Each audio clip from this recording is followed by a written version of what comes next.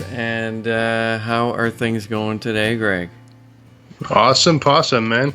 Great. Well, I was just taking a little look-see on the overview notes of the episode, and I was going to grab a pillow and lay down.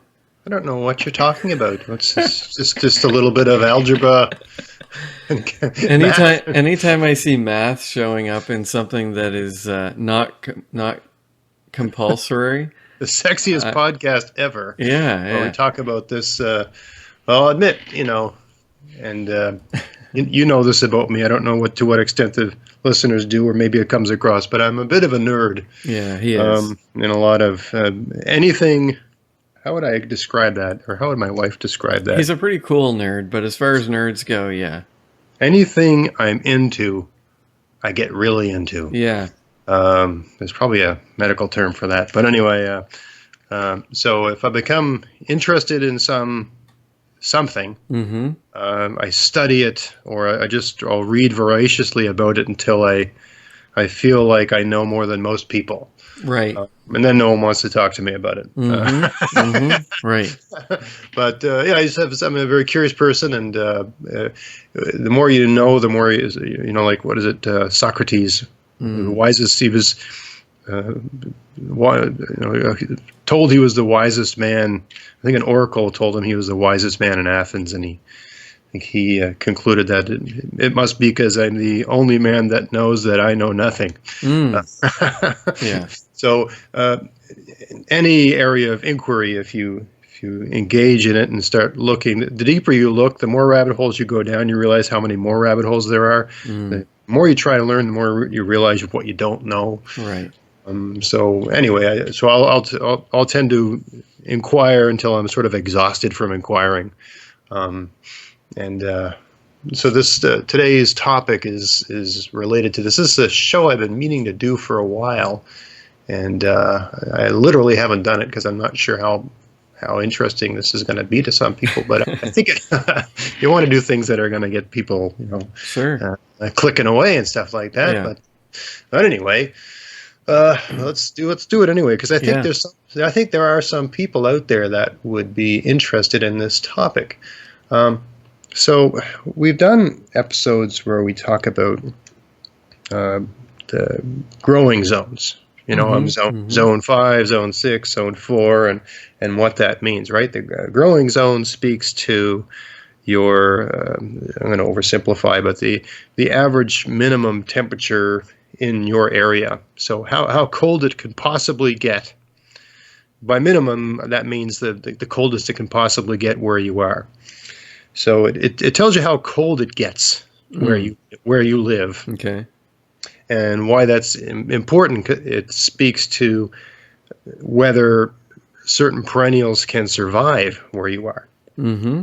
So there's a zone past which you can't grow, I don't know, blueberries, because it just won't. Or actually, blueberries go pretty far north, but on certain things, it's just the root system cannot survive being cold. So there's an herb I grow outside, rosemary, and it's a zone 8 plant, and where I am is zone 6.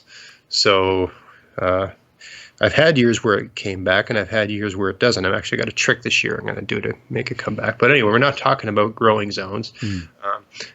But a lot of people use growing zones to, almost like it's some indication of what you can grow where you are, or how warm it is where you are. Mm-hmm. It doesn't tell you that. It's in a very crude way. I mean, I guess by indicating how cold it can get, it does to some extent indicate how warm it can get, I suppose, right. in an inverse sort of sense. But it really doesn't tell you that, because my people that live in Toronto, Canada, or a place like Chicago, they're zone 5, but those places are way hotter than here. I'm in Nova Scotia, Canada, which is like, I guess, Maine, similar to Maine in some regards. Maine's probably a little bit warmer because it's not jutting out into the. Right. It's a little bit more protected. Probably more like Fredericton. Or no one in the States knows where the hell. No, they don't. It's a tiny little town in somewhere in Canada. Yeah. Yes, in the New Brunswick. Yeah. So anyway, it's problematic because all that's really telling you is if you're going to plant some sort of perennial, whether it'll survive. I bought a number of years ago grapes, right? And grapes are a perennial, and I bought them at a local garden center here. And I said, this is great. I'm going to plant these, and in 2 or 3 years, I'm going to have grapes every year. And I planted them, and they died. And the little tag that was attached to the stem was still on them, so I was pulling them out of the ground. And I looked at the tag, and it said they're a Zone 8 plant. Now, why on earth would a garden center here sell a perennial? I mean, grapes don't, it's not like there's some things you can grow, like certain perennials or whatever, you can grow them, and you just grow them because they make a nice flower or something like that, and you take the bulb out and put it in your garage so it'll survive the winter. Right. But you're not doing it with the grapes. Like the root system had to develop for years before they're productive. They have to survive to be any use, and it just baffles me that a garden center would sell a perennial that can't even live here. So it's always a good thing to know, but it does not tell you anything about what kind of growing season you have in your area. That is to say, whether you can grow certain varieties of tomatoes, or certain kinds of potatoes, or certain kinds of, various heat-loving varieties of plant that need a long season with lots and lots of heat. Zone you're in doesn't tell you that at all. Right. In the crudest way it does, but it does not, because I'm in Zone 6A here, I think, but it's a very cool area of the province, and I don't get anywhere near the kind of growing conditions I had when I lived a little bit west of here, about an hour's drive away. Right. Had way different conditions. I'd be eating tomatoes in early August, and where I live here, my tomatoes are ready in like late September. Yeah. Right. Big difference, right? And I'm an hour away. It's not like I didn't drive for hours. I'm an hour away. It's that different. Because any location has hotspots. So enter in this concept. Well, the reason for today's discussion, the topic of today's discussion, the growing degree day, GDD. They're also called, according to Wikipedia, they're also called GDUs, growing degree units, which I actually think is a better measure because they really don't measure days per se. It's a bit misleading. But anyway, in the general vernacular, people use the term growing degree days, I think, or they're even called degree days. And these are used by farmers. And to determine what kind of crops they're going to plant or when they should plant it, or whether it's even feasible to grow certain crops in the area, or how to time it so that it can be processed and taken to market and all that sort of stuff, which doesn't mean anything to most of my listeners because they're just backyard gardeners, but it still matters. So what's a growing degree day? Let's define this. And I mean, you can look this stuff up. I'm not, I don't have any special education in this area. And I can't remember how I stumbled across this. I was reading some some Canadian government publication from like the 1970s. Maybe I'll put it up on the show notes. It's I can't remember what I was trying to figure out. But anyway, I stumbled across this term, and I'm like, what a simple way of understanding it. It's a measure of heat accumulation that indicates how favorable the growing conditions are in your area. So it measures, another way of putting that is how many warm days you have. How many days you have that are warm enough for things to grow. But it does that in a way that it also measures how warm those days are too. So it's like an index. It's a number that indicates how much heat there's going to be in a given season. How much heat where you are there's likely going to be in a given season. Right. Every plant has a certain number of growing degree days it needs to reach maturity. It has a certain number of growing degree days it needs to germinate. It has a certain number of growing degree days it needs to produce its first 2 leaves and to be an inch high and so on. Every plant can be understood in that sense. And the growing degree days measures the temperature in the air. And of course, the plant needs the soil to be a certain temperature too, and all that sort of stuff. So it's still not a perfect measure, right? It would be great if they had an index that took into account how long it takes for that heat to actually penetrate the soil. Right. But anyway, that's a rabbit hole, as I was discussing before. So anyway, but this is way better than saying, oh, I'm in zone 6, I should do this or do that. Right. Because I lived in zone 6 in the valley, and I live in zone 6 here, and it's like a different country. It's like I moved to some island in the north. Yeah. So what do they tell you? They tell you what's possible in your area, or whether you need to cheat. I used to be able to grow peppers when I lived in the valley. That's a very productive growing area in the province where I live. And now I almost can't. Yeah. This year I grew a dwarf pepper that's supposed to be a bush pepper. Mm-hmm. It's supposed to, and I got peppers. I didn't break any records. I didn't, but I actually grew like a bowl full of peppers this year by growing I chose a variety that has the least number of growing degree days possible. Mm-hmm. Right. That's why I was able to pull that off. Right. So they're very informative when you move. If you're moving from one area to another and you're trying to see, like, well, how is where I'm moving to more favorable or less favorable?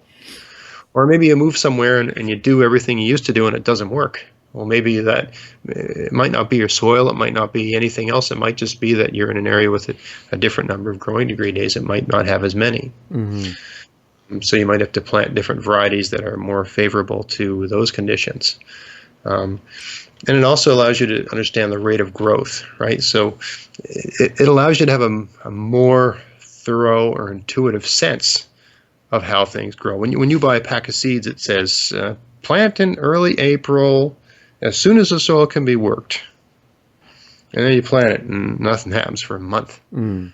And you think your seeds are dead or whatever. But it's just, a lot of seeds can handle being cold, but they don't germinate because you haven't had like one growing degree day since you planted. It's just been too cold.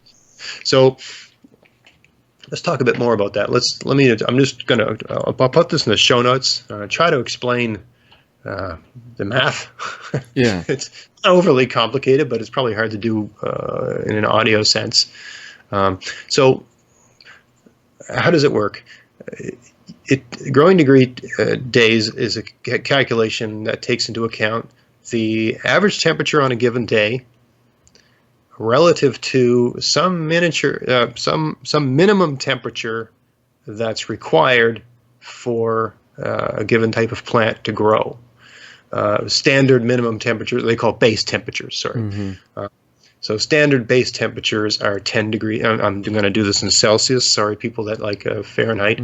Because everything I've been reading is in Celsius, and it's just a reference. I think in Celsius. I was the first. You're like me. You were the first generation of Canadians to sort of grew up. We had a Fahrenheit thermostat in our house, but everything in school was in Celsius. Right. Anyway, so.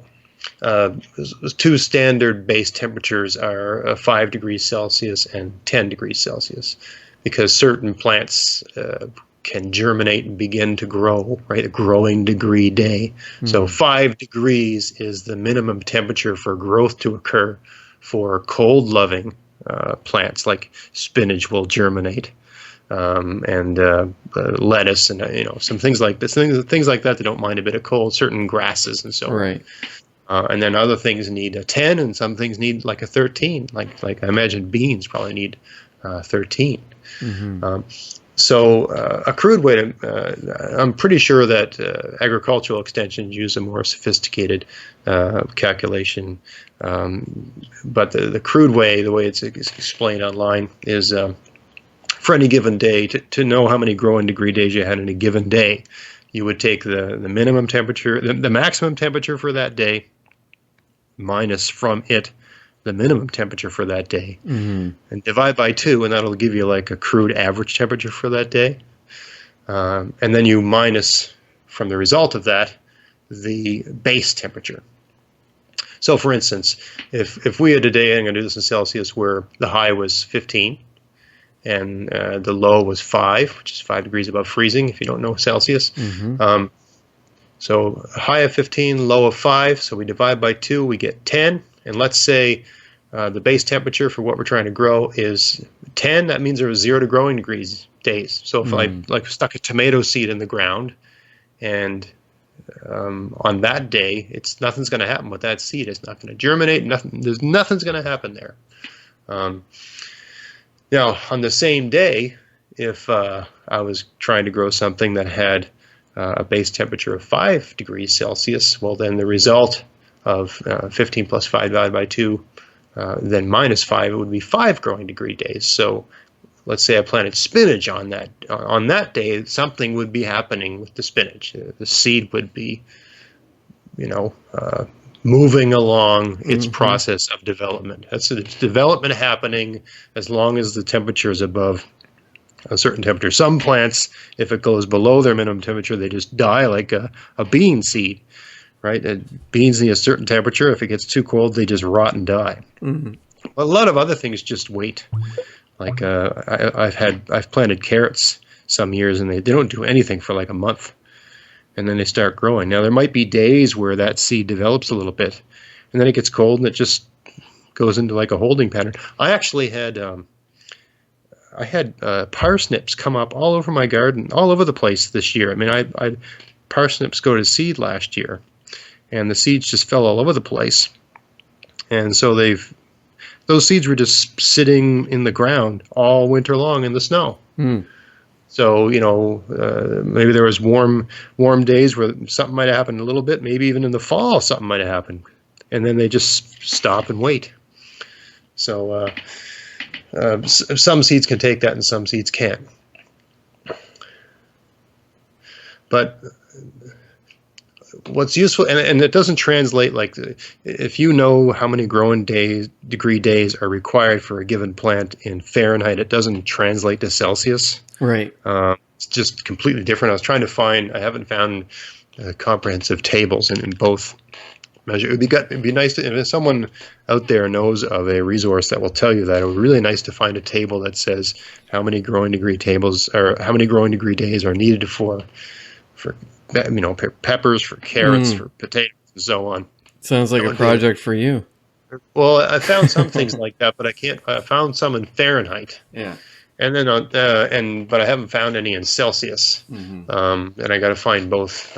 Because other than I also just can't make sense of the Fahrenheit ones because it's so far off references. I did find a thing, and I imagine wherever you are, there's some sort of agricultural extension that'll tell you this stuff. But I found a really cool map from the Canadian Ministry of Agriculture and Agri-Food. Right. It's a neat little map, and it has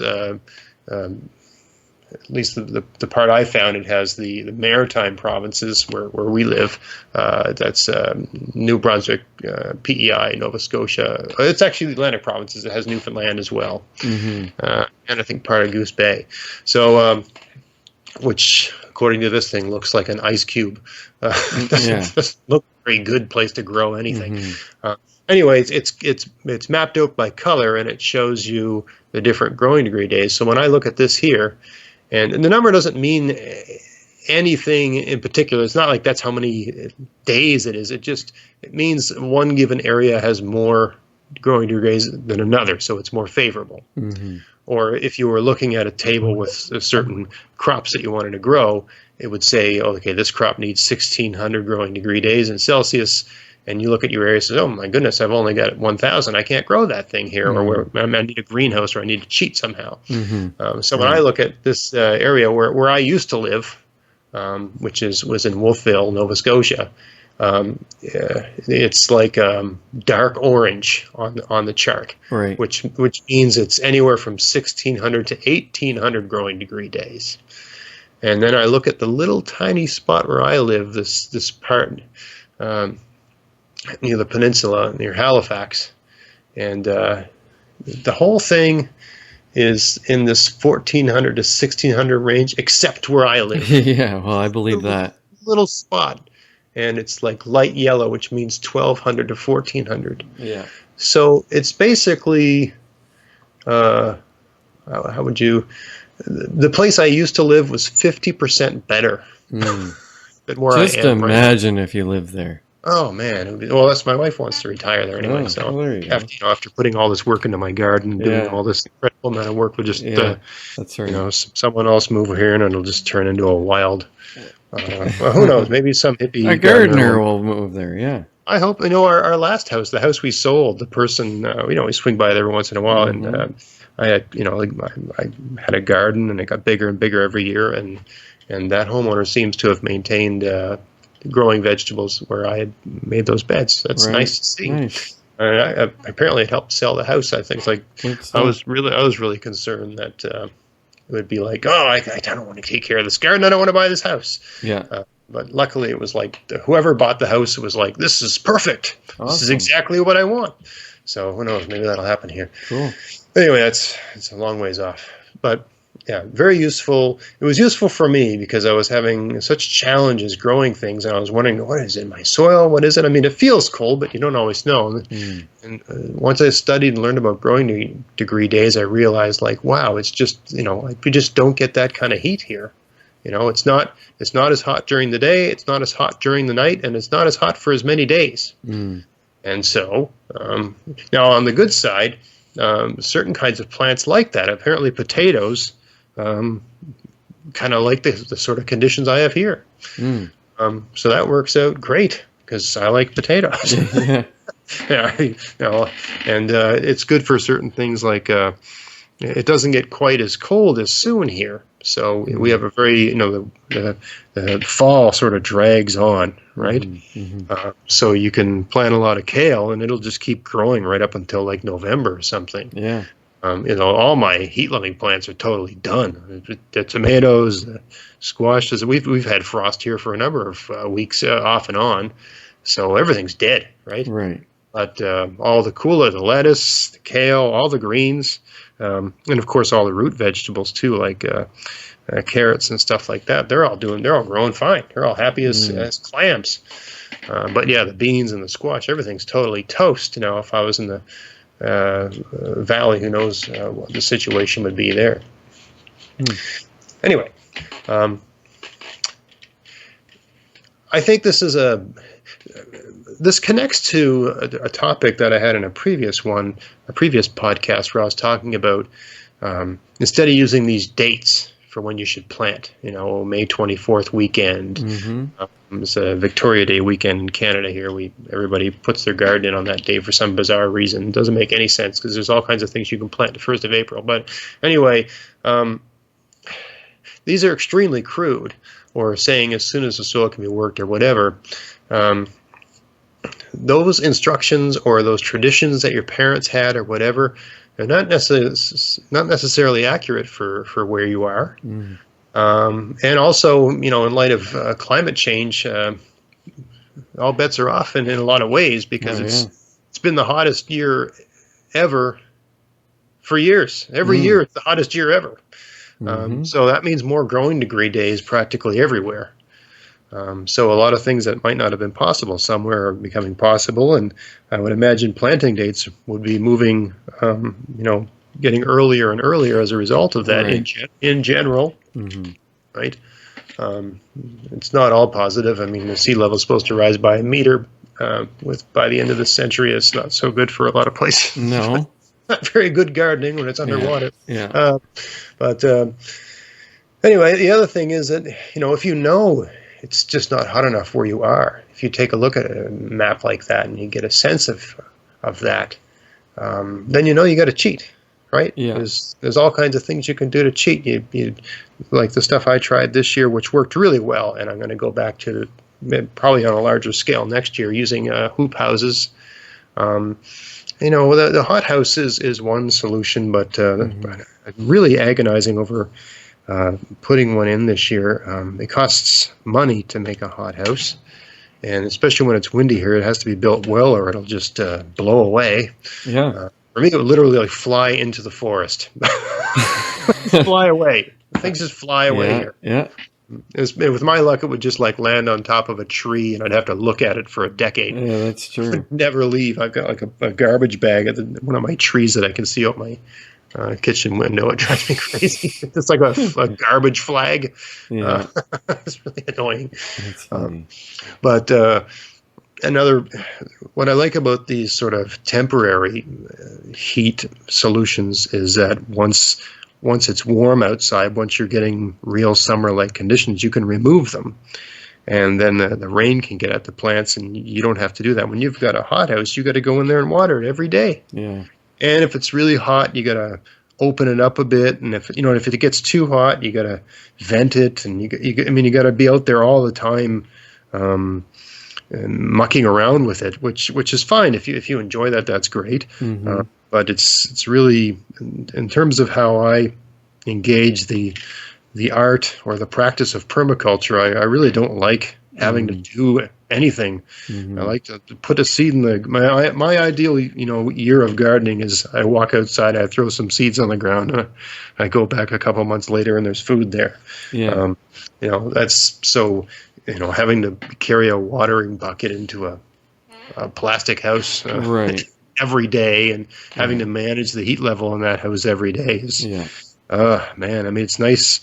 I had a tough time this year. I really didn't get much success with eggplant. And they grew, but they were attacked by things, and I just don't think it was hot enough for them. I didn't get enough to make like a number of good meals. I got enough peppers to use and stuff, and salsas and stuff, and I certainly got plenty of tomatoes. But eggplant, really, it may need some sort of hothouse. I don't know, or maybe a different variety. I'm not quite sure. But certainly using those sort of hoop houses.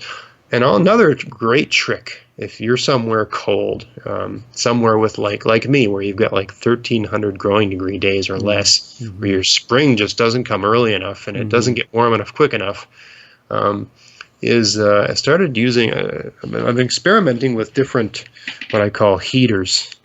And all I mean by a heater is it's a piece of plastic stretched over a square of wood. And you just lay it on the ground where you've put your seeds in. And it makes that patch of earth way, way warmer than everywhere else. Just heats it right up. And you just leave it. I mean, I've tried using black meshes, but the black mesh attracts heat because it's black, but it also shades the soil. So I honestly think that using plastic, I debated this last year and I talked about both, but I think plastic's better because the soil's kind of dark anyway. And so the soil's dark, so it's going to attract heat. And because you're putting transparent plastic over it, it's also going to let the sun hit at the soil. Right.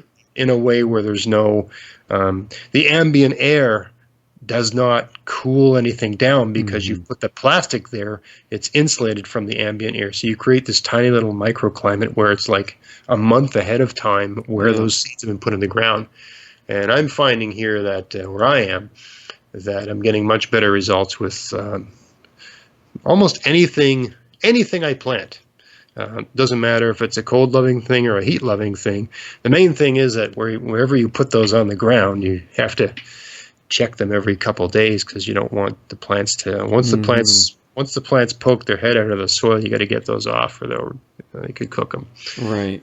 I got some ideas for how to make them a little bit more robust this year, but anyway, it's just one more piece of information to put it into your gardening IQ, your gardening knowledge base that I think really will enrich your ability to understand the growing conditions where you are and make adaptations to get the best out of your garden, get the kind of results you want. So I hope that helps. Cool. Yeah, that wasn't so bad. Fall asleep too much? Yeah.